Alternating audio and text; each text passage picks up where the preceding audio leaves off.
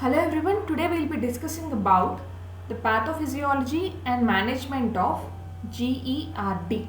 GERD is nothing but gastroesophageal reflux disease. It is a common disorder with troublesome symptoms caused by the reflux of gastric contents into the esophagus. So, whenever the acid and other stomach juices and sometimes the food they back up from the stomach into the esophagus. This results in GERD. It can be mainly of two types, physiological GERD and pathological GERD. The physiological GERD is mostly postprandial. Prandial means it is something related to meal. So postprandial means after a meal. Physiological GERD mainly occurs after a meal. It is short-lived, it is asymptomatic and it does not show nocturnal symptoms. Now coming to pathological GERD is mostly symptomatic. It mainly occurs due to the mucosal injury and it shows nocturnal symptoms such as heartburn during sleeping and also sleep disturbances. Now coming to the symptoms are broadly classified into two types, esophageal and non-esophageal. The esophageal symptoms are heartburn, dysphagia, regurgitation and belching. When it comes to extraesophageal symptoms, they are cough, wheezing, hoarseness, sore throat, epigastric pain and non-cardial chest pain. Coming to the pathophysiology. So the GERD may occur due to various factors. They are impaired esophageal mucosal resistance. Gastric factors can also contribute to GERD like acid, bile and gastric emptying, gastric distension. So any disturbance in these gastric factors also leads to GERD. And in some cases external factors such as diet, high fat content in the food, smoking and some medication also lead to mucosal injury and ultimately result in GERD. Next one is poor esophageal clearance. Whenever the clearance is impaired, that also leads to GERD. And also defective anti-reflux barrier, which mainly occurs due to the disturbance in lower esophageal sphincter tone, transient lower esophageal sphincter relaxation and also due to hiatal hernia. Coming to the complications, GERD as such, it does not cause any destructive effects. It can be treated. But whenever there is prolonged GERD,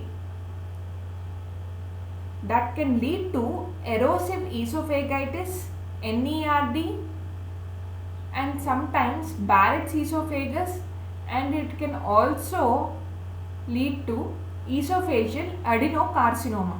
Erosive esophagitis is nothing but erosion, ulceration or irritation or even inflammation. Itis means inflammation.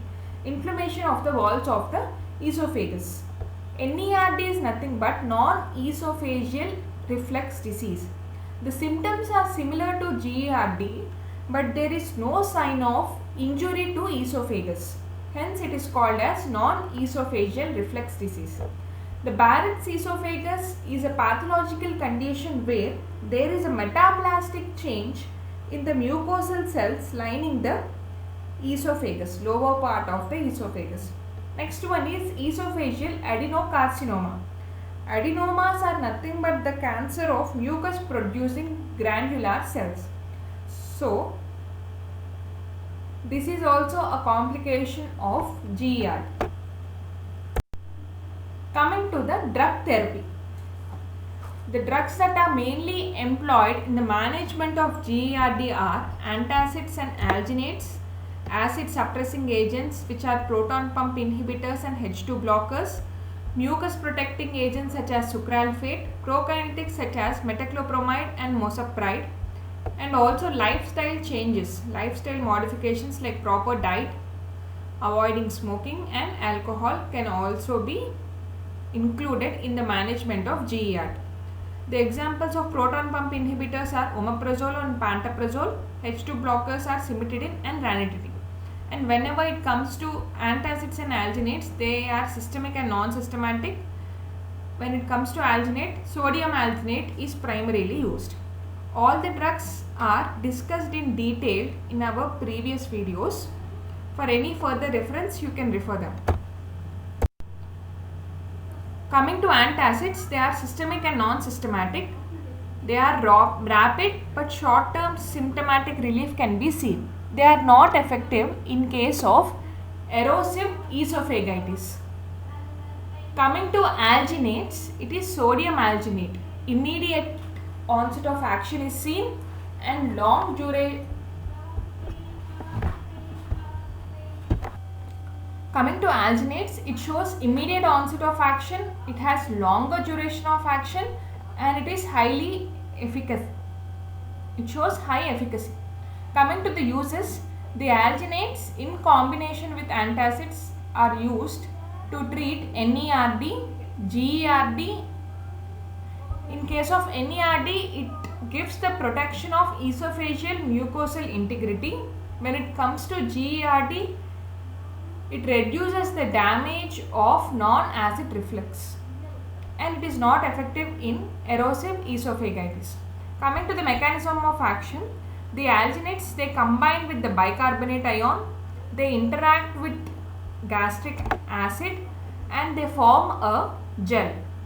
This floats on the surface of the GI contents, creating a pH neutral barrier. This is the main effect of alginates whenever they are used. So coming to alginates and antacid combinations, they are mainly used to reduce the postprandial symptoms. Alginate and antacid combinations are mainly used to reduce the postprandial symptoms of GERD. They mainly act by neutralizing the acid contents. They form a gel-like barrier. They displace the acid pocket from the gastroesophageal junction. So as they form a gel-like barrier, they prevent the effect of acid or the contact of acid with the gastroesophageal sphincter. Hence they protect the esophageal mucosa. Coming to mucus protecting agents, example is sucralfate. Physiological barrier, sucralfate mainly acts as a physical barrier to block diffusion of acid pepsin bile across the esophageal mucosa. It is beneficial in healing ulcers and mucosal repair. It is used to relieve symptoms in NERD reflux esophagitis. It is not effective in erosive esophagitis. Coming to H2 blockers, they reduce the gastric acid output and volume. They competitively inhibit the histamine receptors, H2 receptors in the GIT. They even reduce pepsin secretions. They are mainly used to control the GERD symptoms and they even show rapid onset of action. The limitations are they are not effective in erosive esophagitis and the duration of action is short. Coming to proton pump inhibitors, they are effective drug for symptomatic relief and healing esophageal lesions. The level of acid suppression can be consistently achieved by maintaining a intragastric pH greater than 4 for 18 hours a day. This is also an important point. The level of acid suppression, whenever we use proton pump inhibitors, the level of acid suppression can be consistently achieved by maintaining intragastric pH above 4 for 18 hours a day. It is a drug of choice for all stages of GERD, particularly second and third stage. And they don't have any effect on the lower esophageal sphincter tone. Coming to prokinetics, they act by increasing the sphincter tone, improving esophageal clearance. They facilitate gastric emptying. They are used in regurgitation and heartburn.